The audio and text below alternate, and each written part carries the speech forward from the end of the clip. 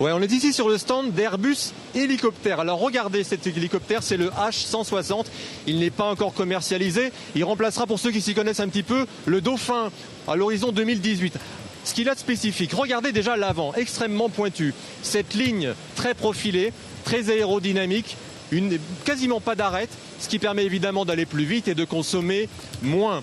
Une innovation importante, regardez l'extrémité des pales. Elles sont en forme de boomerang. Deux avantages. Le premier, une réduction du bruit de 50%, et on sait que c'est bruyant en hélicoptère. Les voisins râlent quand vous arrivez dans votre propriété secondaire en hélicoptère. Et puis l'autre avantage, c'est qu'on a aussi un gain de puissance. À l'arrière aussi, on a quelque chose que vous ne voyez pas d'habitude sur les hélicoptères.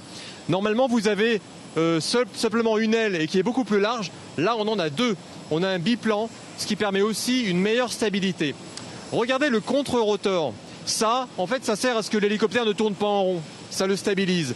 Mais je vais demander à Jean-Maurice de se mettre derrière et vous allez voir, il n'est pas droit, il est un peu oblique. Et ça lui donne plus de puissance pour emmener du poids en hauteur. Ça aussi, c'est une nouveauté.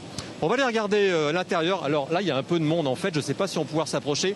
Vous avez beaucoup de gradés et de casquettes avec beaucoup de dorures parce que, ben voilà, vous le voyez en direct, le Salon du Bourget, ça sert aussi à vendre des hélicoptères, des avions.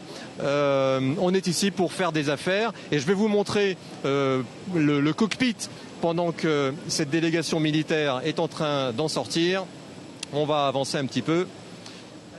Regardez aussi le cockpit qui est extrêmement moderne et il y a des fenêtres partout, ce qui permet aux pilotes à chaque fois d'avoir une visu tout autour. Il paraît que c'est vraiment exceptionnel avec des écrans, des aides à la conduite qui permettent aux pilotes de se concentrer sur leur mission et pas sur tous les paramètres de conduite. Un coup d'œil aussi à l'intérieur. On peut embarquer 12 personnes à l'intérieur et évidemment on peut faire n'importe quelle configuration. Un dernier mot sur le prix.